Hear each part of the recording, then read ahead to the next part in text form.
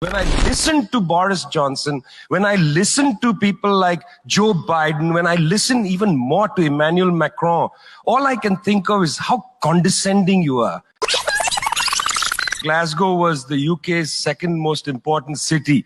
Beautiful buildings, beautiful streets, a gorgeous city. When I see cities like this, I think also about the other side of it. You know, there's a phrase from Walter Benjamin, every monument of civilization is also a monument of barbarism. I think of the famines in Bengal, the jute workers in Bengal sending jute to Dundee through the Glasgow port.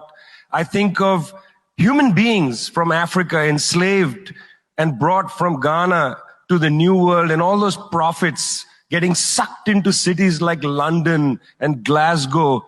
You know, between 1765 and 1938, the British Isles stole $45 trillion pounds from India, 45 trillion sterling from India. We never got paid for that. When the British left India, when we threw the British out, our literacy rate was 13%. So much for several hundred years of so-called civilization. Meanwhile, our landscapes were destroyed. You know, coal was foisted on India. You foisted coal on us. You were the ones that came and made us coal dependent. And then you left, and now you dare to condescend to us. When I listen to Boris Johnson, when I listen to people like Joe Biden, when I listen even more to Emmanuel Macron, all I can think of is how condescending you are.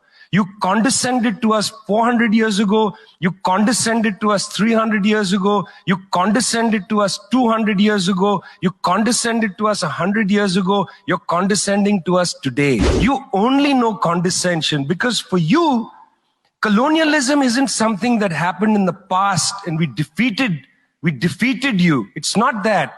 For you, colonialism is a permanent condition. And that permanent condition happens in two ways. There's the permanent condition of the colonial mentality. You want to lecture us. You want to tell us that we are responsible for all the problems because you'll never accept that you're the one principally to blame. You signed the Rio Formula in 1992 on common and differentiated responsibilities. You like the common part. You like the common part. You like to say we're all in this together and so on. We're not in this together. The United States, 4-5% of the world's population, still uses 25% of the world's resources. You outsource production to China, and then you say China is the carbon polluter. China's producing your buckets. China's producing your nuts and bolts. China's producing your phones. Try to produce it in your own countries and see your carbon emissions rise. You love lecturing us because you have a colonial mentality. Then there are colonial structures and institutions. You lend us money, and every time you lend us money, which is our money, every time the International Monetary Fund comes to our societies and they tell us, here's the money we are giving you. No, it's our money.